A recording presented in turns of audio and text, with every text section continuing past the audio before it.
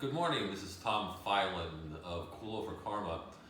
I'm going to teach a class today that's oriented towards a population of trauma and addiction in a prison, jail, rehab center environment. I've worked for Kula for Karma volunteering for over 7 years. I'm teaching at Integrity House in both situations, Hudson County Correction Jail in Hudson County, and in Newark at Integrity House. Both of them are run by Integrity House, which are rehab centers. So the jail floor is a rehab floor, right? So a couple things we're going to talk to you about. First of all, you should be aware that I have a new knee, and I can't go into lotus posture all the way. And there's postures where I will tell you that I'm adjusting because I can't go into the posture all the way, okay? So the class is going to start with a nice little scanning to see how we're doing mentally, physically, and spiritually. And then we will go through restorative postures. That intention is to get you ready for meditation. And keep in mind that if you're not in this population, what we're trying to do is give them a few moments of peace, of serenity, of calmness, because you'll never be in a more environment that's stressful than where I teach. Okay? So my style is called Shivananda. We specialize in the sequence being repeated. So most of the time we do a sequence that we feel keeps you safe and ready for the more vigorous postures that would come normally in a class. And we are concentrating also on listening to our bodies, not forcing ourselves into a position where you can hurt yourself. Right? So this is super important. We don't push with yoga. We do the best we can. We start to feel uncomfortable, we back off and breathe into it until the body accepts or it does not accept. And it's very important that you understand this mental aspect of doing yoga. This is not a competition, and you're not challenging the person next to you. It's only about you and just listening to your body and understanding that you might not be able to do it yesterday or today what you did yesterday and vice versa. Okay? So here we go. You're sitting across with your legs in lotus posture. We're going to start with the shoulder stretches. And the air goes through your shoulder, to your chin, and to the shoulder. On the back of the neck, you must be careful and slow.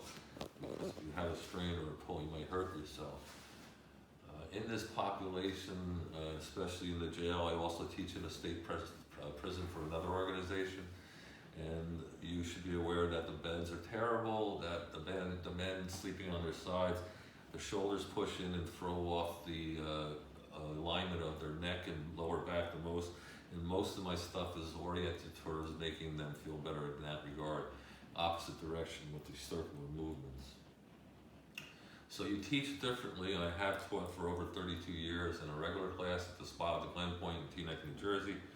A good 80% of my students were women in that environment, and of course in the environment I teach it's 100% men. And many of them in jail long term are quite big, quite large, and teaching in that environment is totally different.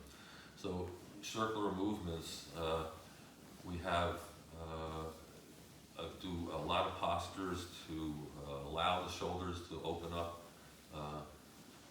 In jail, if you're not aware, jails short term do not have access to gyms in the opposite direction. So they tend to do way too many shoulder exercises in the form of push-ups. And I'm constantly doing PT, physical therapy kind of things with them to alleviate the effects of doing way too many push-ups. We grab the tricep, we bring the bicep into the chin, we tilt it down and it gets the top of the joint, we tilt it up and it gets the bottom of the joint. These are very important postures for this population, and then for the opposite side. So we have to understand this concept of listening to your body on a daily basis. Maybe you can do much better than yesterday and vice versa. So we want to do triceps now. We lift the elbow up, the palm is on the elbow, the thumb is on the forearm, the fingers are on the elbow. And we come up as far as we can, squeeze it on the thumb, lengthening the forearm, and bringing the the shoulder into the center of the body. So we do that 3 or 4 times, and we get some very difficult muscle stretches here, the striates muscles, the lats muscles, and the oblique muscles, the sides of your stomach. And then the opposite side.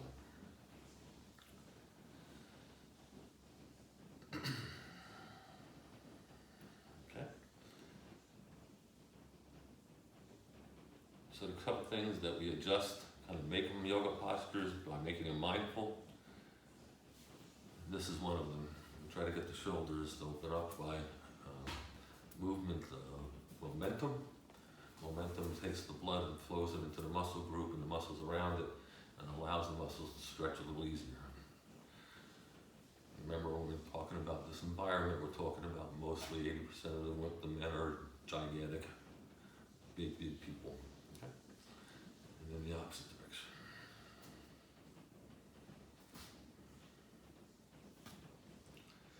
Another wonderful stretch, hand behind the back facing out, the other hand behind the back facing in. We lift up, creating space in the spinal column.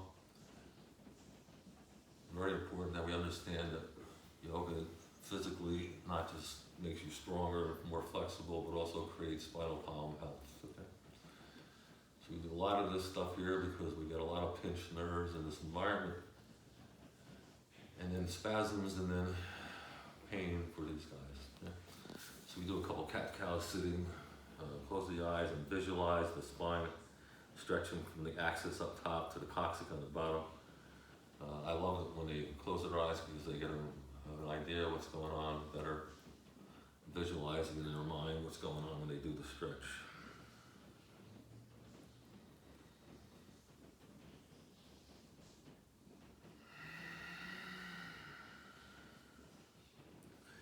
These two are one of my favorites. This one is called windshield wiper.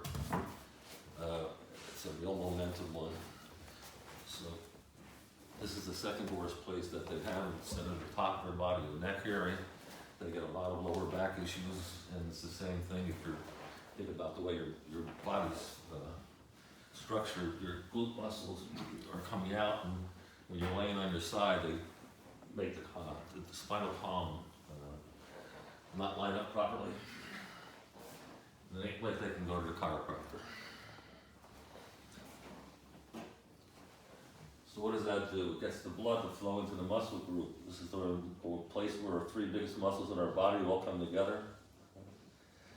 And if we can find a way to alleviate some of that tension and stress, and it really makes a big difference for these guys. This is one of my favorites myself. This one, again, my leg is a little bit rough on this one. I call this a rollover. The guys in jail call it this blank feels good. The reason it works so good is it takes the weight of your body and forces your vertebrae to come to a place that hopefully is in the right position. Inhale through the middle, exhale through the back and front. And I always get a huge smile from this posture because it feels so good. Now, if you were trying to do a little bit extra, you can come right up in the shoulder stand. Or the advanced shoulder stand. But I try not to do too many things that are challenging because they compete with each other and me. Putting the feet together, closing your eyes, making circular movements with your knee. This is a groin stretch. Whenever we do a groin stretch, you have to be super careful. The groin is a terrible thing to pull. The pain is ridiculous, and the healing process is lengthy. So lift up the hips and drop it. Rock the knees to the floor and sit up.